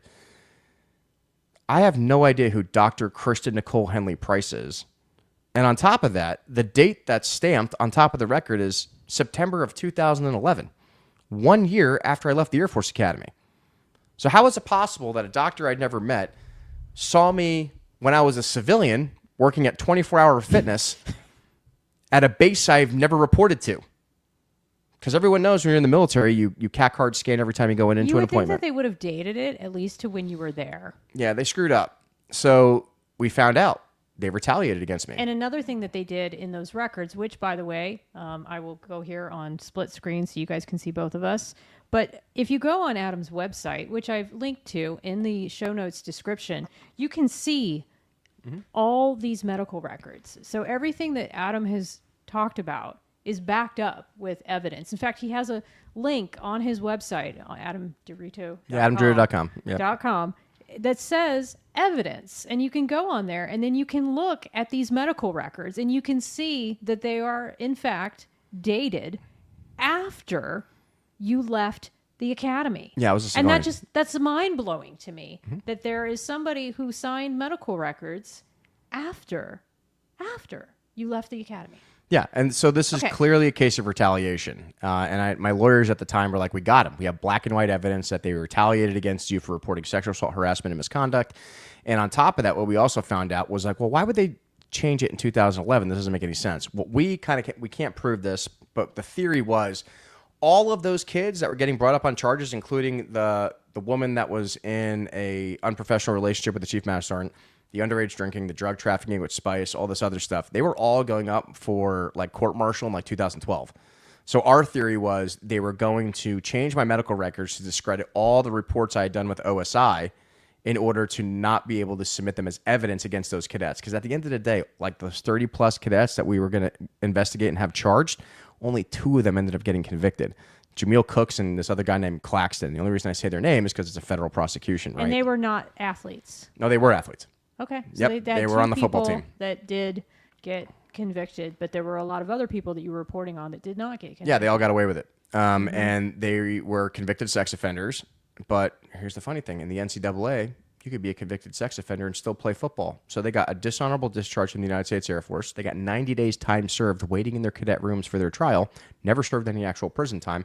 And then they went to other various Division I schools around the country, played football, and then got recruited for the practice squad for the Green Bay Packers and the Washington Redskins. Okay. All right. I did not know that convicted sex offenders could play football, but I guess that doesn't Money surprise talks. me. And yeah, okay.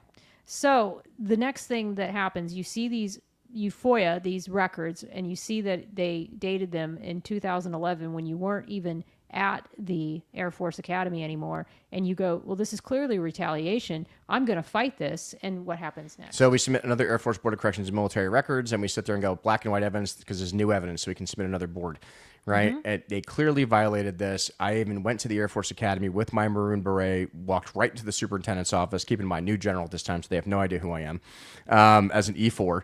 And I sat there and go, here's my demand letter. I want back pay. I want to be reinstated with my degree. I want to be reinstated with my commission. Otherwise, I'm going straight to the news and the federal courts with this. Because you were like, this is falsified medical information. Black and white. Black and white, falsified. Yep. And they wrote a letter back and told me to kick rocks. And then someone's like, wait, that was that DeRito kid from like 7 years ago. They realized who I was. They didn't know I had gotten back into the military and done all this stuff. And I'm like, oh, I'm back. And now I'm way smarter and way more angry. So they refused. They said, let's go to court. So we go to 10th District Court. Federal court. Federal court. So let's shape the battlefield here. I know, because this is a complicated story, and I see there's still a lot of people that are still with us after an hour and 15 minutes. And so I want to thank all of you for your patience in hearing this story. But sometimes we've got to do these long form podcasts because people need this kind of context. So you go, it's black and white evidence. The Board of Air Force Board of Corrections and report is like, nope, we're not. You've exhausted your administrative options. Correct, which and is you what have to do that which before you you do have that. to do before you can go to the federal court. So the 10th District, where is that? That's Colorado, New Mexico, Arizona. Okay, so it's the federal court in Colorado and New Mexico. You file a lawsuit against the Air Force? Yes. Well, at first, to be fair, I filed it against a doctor first. I filed it against Kristen Nicole Henley Price for being a medical professional who we also found out at the time she didn't have a medical license. She was some trainee second lieutenant with no medical license, not a doctor, signing medical records a year after I graduated. And she didn't even have a medical license in the state of Colorado until 2012. Okay. Which is a year after my records were falsified. I also had a question when you were telling me this story last night. The major, the resilience gentleman. Yeah, Major Todd. Were you ever able, after you discovered that this happened, to get back in touch with him? Oh yeah, he 100% backed me up, and he wrote affidavits to the courts and everything for it. Did he have contact with this Kristen person? No.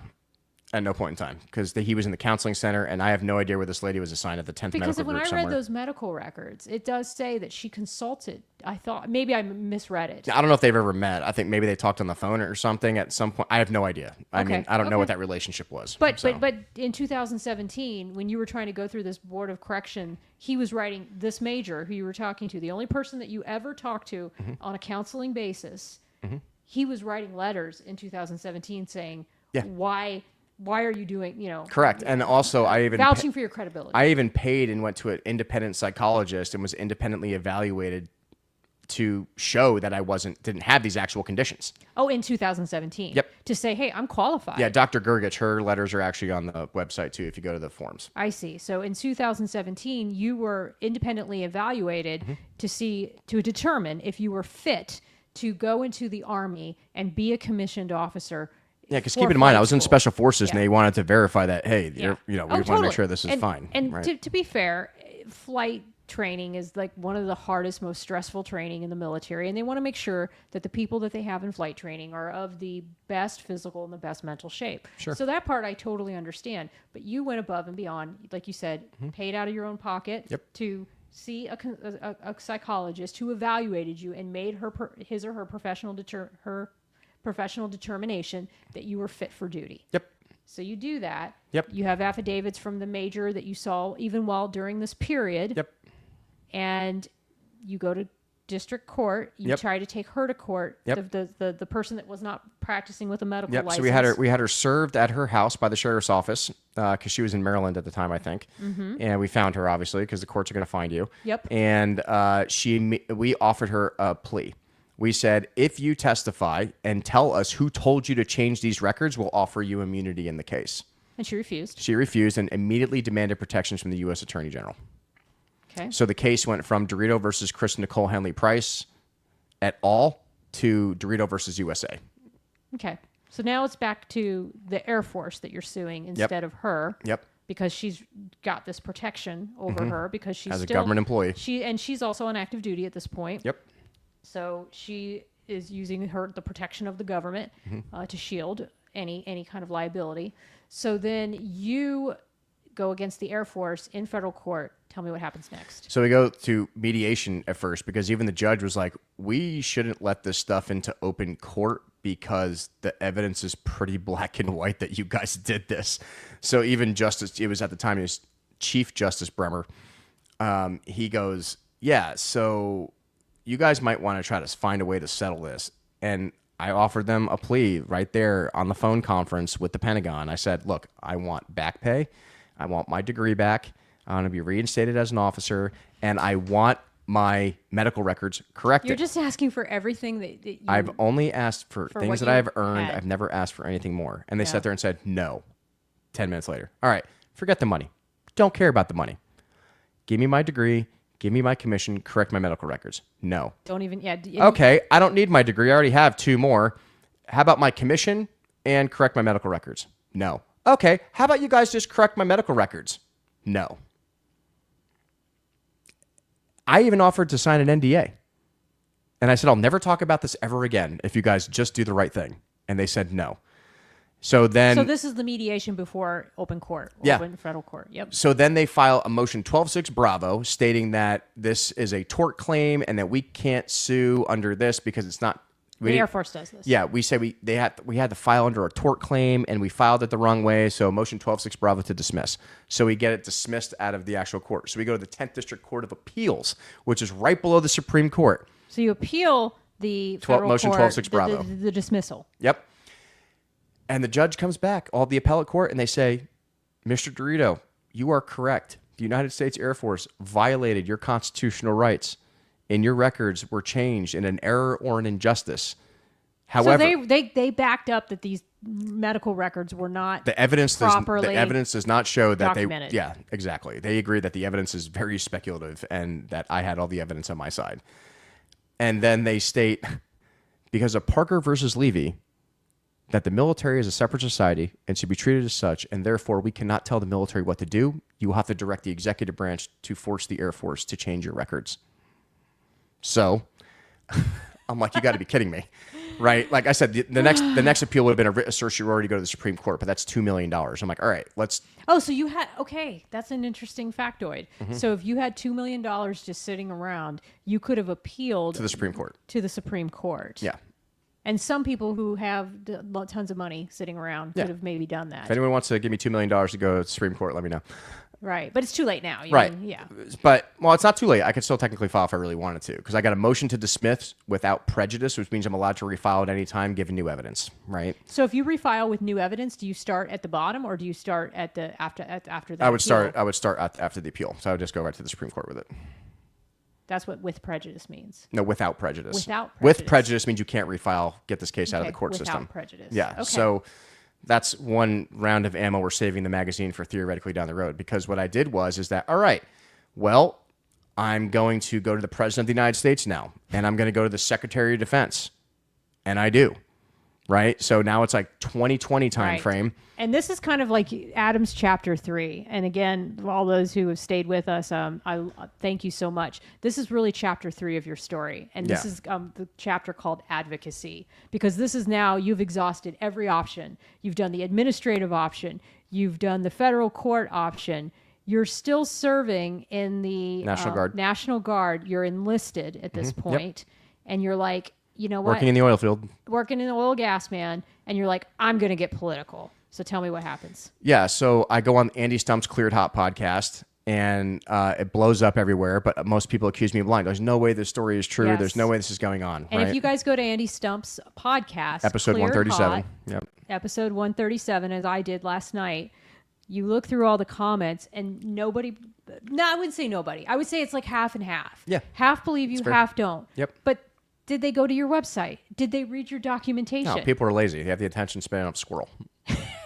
So I did those things. Yeah, I appreciate you at length yesterday, asked all kinds of questions, just like I did with Darren Lopez, a gentleman, unfortunately, who in my opinion was prosecuted under a false accusation. So even in your case, I did the same thing. I wanted to make sure that anybody that I bring on this show, I vet them. I do what I can to make sure that I'm bringing you guys credible information, and I'm giving you a chance to credibly share your story. So you go on Andy Stump's Cleared Hot podcast. Yep. And then after that, I go to the President of the United States. But after you go on that podcast, and this is a lesson learned about storytelling, you did forget to leave out one very important detail. And it was under the advice of a fellow Academy grad. They said, hey, man, you need the grad community on your side, so don't talk bad about the football team. So everyone always asks on the Andy Stump podcast, why? Why would they spend all this time going after you? It doesn't make any sense. Of course you were a shitbag, whatever else.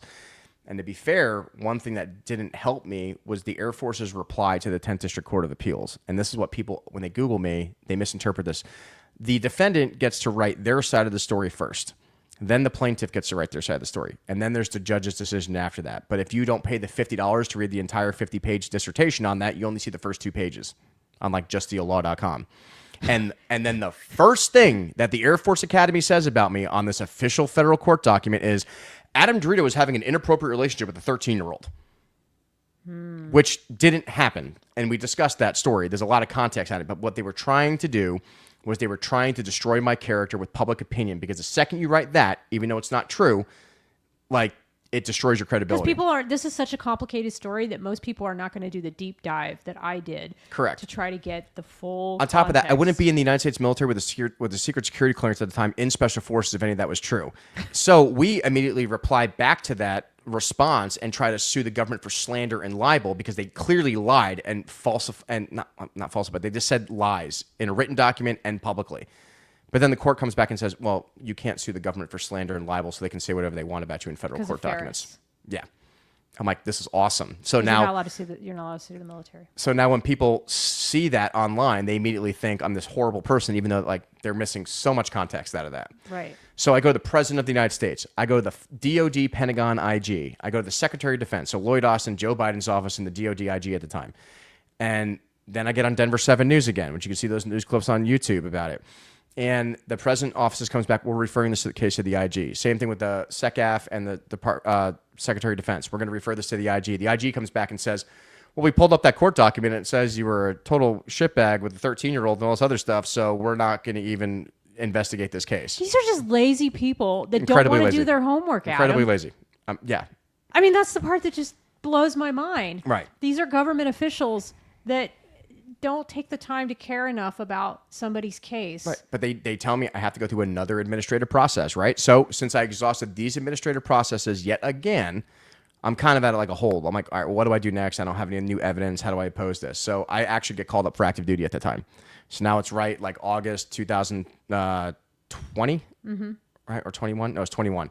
Because I remember it was 21 because that's when the evacuation of Afghanistan was going on, which I was involved in. So I was Operation Allies Refuge. One of my classmates from the Air Force Academy's family was trapped on ground. I knew some of the combat rescue officers and the ODA guys on ground.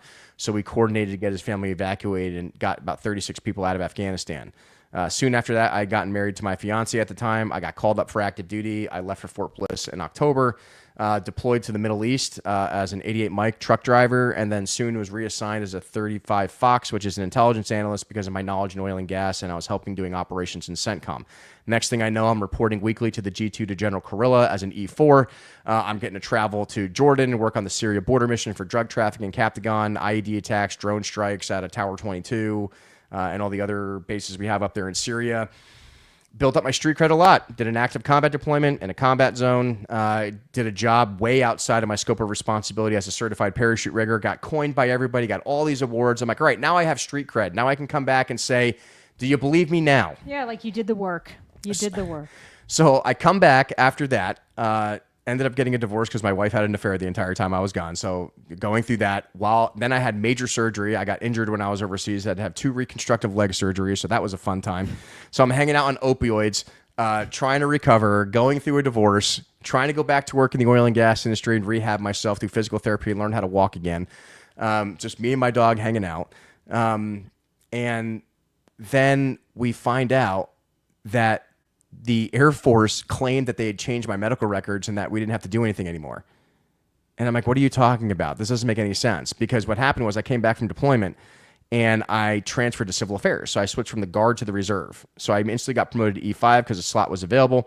I moved into an intel position in civil affairs and I had to get a top secret security clearance certified. So now I have a TSSCI, right, which 100%, everything the Air Force said about me is invalid because you would not have a TSSCI with anything on your record as an intel analyst. And we claim, DeRito's going to the 440th. He needs to do all these things. And the Air Force claims, well, we changed your medical records. What are you talking about? They claim they changed my medical records, and then they changed some of the personality disorders, and then they added more test scores. Right, because at first you were probably like, good, they changed it, they made it right. Did you think that at first? I did, but then I go in there with another FOIA request, and now there's another bunch of handwritten notes. And if anyone knows anything about medical records in the military, nothing is handwritten. Mm-hmm. There's no handwritten signatures. Right. And the reason those aren't on the website is because we're still going to court with those. So I had to keep those. So those are new information, and that's something that people need to keep in mind too. Every single time there's something new, you have to use that as the new reason why you can hope to try to get this corrected and get someone who will actually do the deep dive that I've done on this case. So now I have new information. So, and it's the process we're in now. We filed for another Board of Corrections and Military Records because we have new evidence proving not only did they falsify my records, they did it again. Mm-hmm. They changed them again in real time. So I'm going through this whole entire process, and then they say, well, if you want copies of your records again, you have to request them again a third time. I request another FOIA request. Then I get a letter back saying, from the Defense Health Agency saying, well, we have no records of your medical records at all in the United States military. I'm like, you understand I'm still in the United States Army. That's DHA not talking to the Air Force. Right. So now they're claiming my records don't exist. Right. So I'm like, okay, that's it. So I go on more podcasts. I start doing all this stuff. I get contacted by someone who's willing to represent me pro bono as a lobbyist in D.C. She tells me to put on my uniform and come to D.C. Didn't know anything about D.C. uniform stuff at all. I show up to Washington, D.C. and just start knocking doors, going down, telling people are floored, like, what the heck is going on? People are taking pictures with me. We're going, and next thing I know, I got 15 missed calls from the Pentagon saying, Specialist DeRito or Sergeant DeRito, are you, or I was a specialist at the time because I was waiting to get promoted to sergeant. They're like, are you walking around the halls of Congress? Like, what? I'm like, yes, I am. They're like, who authorized you to? I'm like, well, I'm not here on a paid status. I'm on Title 32. I'm just here on my own volition because you guys won't fix my record. So I guess I have to go do it myself and force my congressional members to force this issue. Right. So then we start drafting something called the DeRito Act. Right. Because we realize they're not going to fix my case administratively. I've done all the right things. I've gone through the court systems. I've gone to the president. I've gone to the SECAF. I've gone to the Secretary of Defense. What other recourse do I have? So if the judicial branch isn't going to do anything and the executive branch isn't going to do anything, then I have to go legislatively. So we formed this, we call it the Military Mental Health Protection and Justice Act, which we just call the DeRito Act because it's easier to remember. But there's nothing in the UCMJ that prevents commanders from using command-directed evaluations or CDEs from falsifying your mental health records in retaliation for reporting sexual assault, harassment, or misconduct. That's just so crazy to me that you even have to have a law to say that you can't do this. It's like saying that you have to have a law in the book to say that you can't steal. You know? Correct. But this is how the commanders circumvent the Vanessa-Guillen Act, the Brandon-Concerta Act, and the Sergeant First Class Stay-Skull Act, right? Is that, Vanessa-Guillen, it takes sexual assault investigations away from the commander and puts them into another DOD entity. Great. Right. The Sergeant First Class Stay-Skull Act takes medical malpractice, and you can't sue them in the civilian courts, but you can sue them through another DOD JAG office, like the Defense JAG, whatever office in the Pentagon. You can go through the service branch departments at the Pentagon and basically have them like investigate themselves. Which to this day, they've never adjudicated a single case since 2017 with that act. And then the Brandon Concerta Act allows service members without retaliation to seek mental health services, but it doesn't say that they can't put you on restricted status, can't take away your job, can't take away your flight status, everything else, right? So the DeRito Act closes that loophole finally. On all three of those things? On all of them, because it says if you do and if you change those records, now we can charge commanders under... Or retaliate, or take away your flight pay, or do any of these other things. That loophole that's closed states in the Act, which is what I get constantly fought on, is that we can charge you under HIPAA, which are already existing federal laws that civilians are entitled to under their constitutional rights, that if your doctor cuts off the wrong leg, you can sue them, right? In the Army, you can't do that. So we wanted to say, if there's any service members specifically to command-directed evaluations, because you got to go small, you can't just act big, right? You're not changing Ferris Doctrine overnight. It's never happened, right? But if I can do CDE... Just on the CDE. Just on the CDE. Because you had a CDE in your case. Unbeknownst to my knowledge, yes. Yes. I never knew about this. And to this day, you don't have any documentation of that CDE, do you? You don't I have nothing. You don't have anything, any administrative document that says that your commander... That lieutenant colonel. No, you see the medical records are on my website. Ordered a CDE, but you just know by those notes from Nicole Henley Price. I'm sorry, Nicole Henley Price. Okay. You know from those records that your commander ordered her to conduct a CDE. Correct. Or referred you to her. Well, and on top of that, what came out during our investigation was, remember that cadet that was in that unprofessional relationship with, that reported the chief master sergeant? So she made it through all 5 years of the academy because she was at the prep school and then all 4 years at the academy. And then she got charged as a cadet, which we found out through our work in 2015. She was having sex with this married guy with 3 kids the entire time she was a cadet and while she was a prep school cadet, and was charged under court-martial with this guy because they got caught at a hotel. And then she was going to marry this guy when she graduated as a second lieutenant because he was retiring as an E8 or whatever, E7 or whatever it was. And then he was divorcing his wife. They got an apartment in Colorado Springs. I'm like, so wait a minute. And then if you look at the time frame on there, it says September 2009.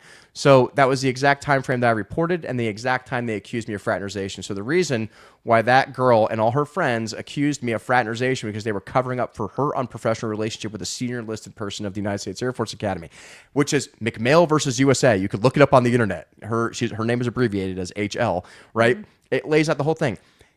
And then she walked away. Today, she's a major in the United States Air Force. That guy got a dishonorable discharge as an E2. So we submitted that as new evidence in the appeal, saying like, this is all monkeyed up. Like we have all the evidence for it, right? You have new information. You submit another correction request, which we haven't heard back from yet. So and that's new. And you're still waiting to hear back from that. So you have an ongoing case. Yeah. So to this day. But in the meantime, I realized that I just need to get involved politically because if I need to pass this law, you need to convince members of Congress and the Senate to put this in the NDAA, or the National Defense Authorization Act, right? So I start getting involved in politics. I start showing up to Mar-a-Lago at President Trump's house. I start going to fundraisers for senators and congressmen. People start hearing my story. They start taking me seriously. I start going on more podcasts. I was on DC Rumble. I was on a whole bunch of other things. And people start coming out of the woodwork. Then I find out it's not just me. I start interviewing people on Dark Saber and the Tuxes and Tomahawks podcast. I find out their CDEs are used as a weapon by commanders to take down people that they don't like. Because if they say you're crazy, you have to spend hundreds of thousands of dollars proving you're not. And who's going to do that? Well, I did. I mean, even to this day, over 15 years, I've spent hundreds of thousands of dollars fighting this. And I've gotten more spending money on fundraisers and political events with way less money than I ever did going through the actual administrative process. That's sad. It is. But the worst part is that, you know, I helped all these elected officials in the state of Colorado get elected. Gabe Evans, Jeff Hurd, Lauren Boebert, Jeff Crank. Mm-hmm. And I said, you know, hey, I'm going to support your guys' candidacy. I'm going to, speak good things of you. The only thing I ask for you guys is when you guys get elected here in 2024 is that you support the DeRito Act when I go back to D.C. Every single one of them blew me off. Because it's military, and because supporting anything that's military is contentious, because the American people are not holding Congress accountable. They're not raising enough of a stink to Congress for Congress to hold the military accountable for the ways in which our service members are being treated. And it has to stop. This can't just be a concerted effort of people who are interested in stopping the COVID mandate. I get it. You go all over X, there's this army of service members, prior service members, one who's currently still serving, fighting this issue of accountability with the COVID mandate. And I do believe that is a very, very worthy cause and one that needs to be weighed in on. But this is so much bigger than that. This is about due process. This is about the American people, not just those in the military. And let's start somewhere. Let's at least start with the veterans. We need every single military podcaster energized about this issue. And I say this all the time, and I'm going to keep saying it until I'm blue in the face. I might be the only military podcaster. I might be one of 5 military podcasters. One day, I want to be one of an army of 100, 200, 300 military podcasters. And then I want this stuff being talked about on Megyn Kelly. Then I want to see Sean Ryan talking about it. Then I want to see Joe Rogan talking about it. Then I want to see Candace Owen talking about it. Then I want to see Fox, MSNBC, CBS. I will tell you that command-directed evaluations are weaponized against service members far more than the COVID mandate was. Exactly. Far more. And it's hurting more people. And this is sexual assault survivors. This is a national security issue. This is not just about some service members not getting their day in court. This is about us having the best and brightest who want to come in and serve, and the best and the brightest who want to stay in. And we're not going to get that if we don't get due process. But why do I have to fly to the state of Connecticut to meet with Senator Blumenthal, who's a Democrat, and I can't get a single person in the state of Colorado to fight the Air Force Academy? Absolutely. Why do I have to go to Tommy Tuberville? Why do I have to go to Derek Van Orden? Why do I have to go to Wesley Hunt? Why do I have to go to every other literal congressman and senator other than my own state where the Air Force Academy is? Why?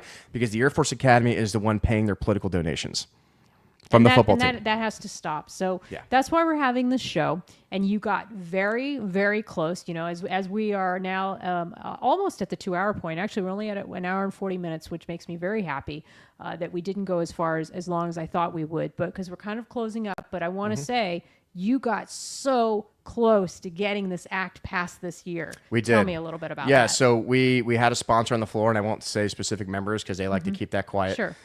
We had them get it presented on the floor. We were going to be good to go this week, and then Mike Johnson called early recess and prevented the members from putting floor amendments on. So now I'm going to go back in November and hope we can get it in on emergency action, but it's likely we're going to have to wait yet another year because of national politics, right? And it's really unfortunate, but this is the system. But like I said, the only way we're going to resolve this issue is legislatively. I literally have to get a law written in that forces commanders to comply because they just break the law. The military has become the 4th branch of government outside the legislative, executive, and judicial, and they do whatever they want because, like I said, Congress isn't holding them accountable. The military is a separate society and should be treated as such, and therefore we cannot tell them what to do. And but we saw with the only reason I bring up the COVID mandate is because we saw a success story. We saw that at least with this religious accommodation issue, and only that issue, by the way. Yeah. The COVID mandate was not about the interchangeability or the FDA approved versus informed consent. It had nothing to do with that. It had to do with the fact that people did not get proper vetting of their religious accommodations. That's my understanding. That's the only thing the federal court weighed in on.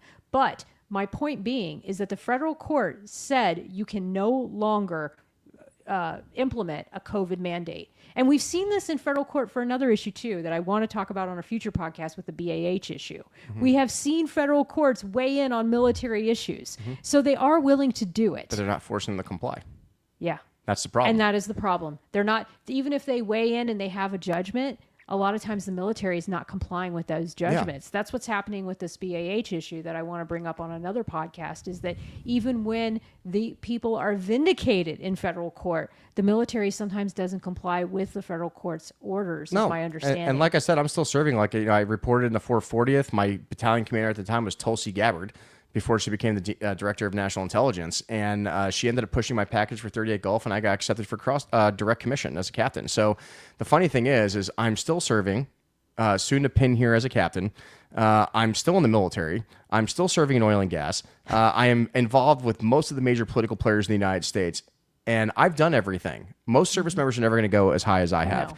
I have proven that the entire administrative process is broken. The entire military system of appeal is broken. That our entire judicial system is broken. And what breaks my heart is I'm still serving. I'm not out. I still go and train my young men and women every single month to make sure that they're ready for the next generation of warfare. Yep.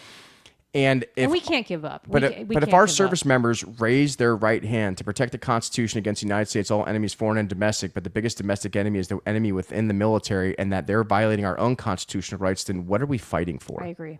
And this has to change. And there's enough people out there that I believe will make this right and will try to change it. I'm very optimistic about this administration. Matt Lohmeyer, let's go. Let's just sign a letter. Let's just get this fixed right now. And I'm optimistic that we have the right people in the right positions to make this happen. And we will do whatever we can on the outside to try to support these people to get these things passed. And I welcome any of them to come on my podcast, to give this kind of long form contextual conversation that I'm having with you right now. I will do the same thing with any political appointee. I'll do the same thing with any military official, because that's what really we need, is this truth and transparency and reporting. And I do believe that the military podcasters, they have such a golden opportunity right now to do exactly what I'm doing right now, and interviewing people like yourself, not just you, Adam, interviewing other people who've been impacted by these issues, and having these long form conversations so that we can get some initiative and some momentum going. I'm going to continue to read the letters of those who were falsely accused of certain issues. I'm going to continue to read those who were not properly served by the military due process system, because I do believe that we are better than this, and I do believe that one day we'll fix it. And I hold on to that hope. And I think that what you're doing today is an act of bravery. I think that it was not easy to keep rehashing these issues and to keep telling this story over and over and over again, and then to not be believed. It kind of did break my heart to look at Andy Stump's comments on there, knowing that I had just read all the evidence. That's why I didn't sleep last. I didn't tell you. I think I told you this morning. I woke up last night and I was up for like 4 hours, just like in my mind. Because I mean, I take these stories really seriously, and it just breaks my heart that like this is the military that we signed up for, and they're not treating people properly, and they're not doing right by their service members, and it's got to change. So I do thank you so much for coming on and sharing your story. Was there anything else, any other part of this detail, or anything else you want to say to our audience before we wrap up the call? Well, I mean, for me, the way I think about it is like, if not me, then who? And the reason I don't give up on this is because if I quit as far as I've gotten, no one else is going to take up where I've left off. I've been fighting this for 15 years. They still have $240,000 in my credit report. They still haven't given me my degree back. And I'm going to be a commissioned officer serving in the military and involved heavily in politics. And to my politicians out there who won't support this and do the right thing, when you run on supporting the veterans and oil and gas workers and farmers and ranchers, and then you're sitting around doing nothing, if it takes the fact that, like, that's why I became the vice chairman of the American Veterans First Association. If you don't figure this out, I will find people to replace you, because we're tired of it. You said you represent us. You said you care about us. Well, I just want to sit at home and hang out with my dog on my farm and raise a family. And if you're forcing me to open up the gates and go back to D.C. to force you to do your job, I'm going to do it. And for those who want to follow me, you can go to AdamDeRito.com, follow my Instagram, Adam.DeRito2010, and on Twitter, it's Adam DeRito, right? Like, I'm all over this stuff all the time, but like, I'm not going to give up until this is resolved, because this is something that is very serious, that has affected tens of thousands of service members, that's ruining people's careers. And we need to make sure we have the best of the best leading the military, not the best of the worst. Absolutely. Well, Adam, thank you so much for taking the time to come on the Stories of Service podcast. Thank you to all of you. I know there's a lot of comments. I see Darren Lopez. I see Jane Babcock. I will definitely go through these again, and I will go through the comments later and provide some feedback. But thank you for those of you watching the replay. Please come to us with your questions, with your concerns. And I'm not going to stop having these conversations, because I know how important these conversations are. So thank you so much, Adam. I appreciate you coming on the Stories of Service podcast. Thank you so much, Teresa. I appreciate it. Awesome. And for all of you, I'm now facing my other camera. We've got the 3 cameras set up tonight. So it was the first time I've done that with wide angle, camera 1 and camera 2. So thank you so much for staying with us. As I always close out these calls, please take care of yourselves, take care of each other, and enjoy the rest of your Sunday evening. Bye-bye now.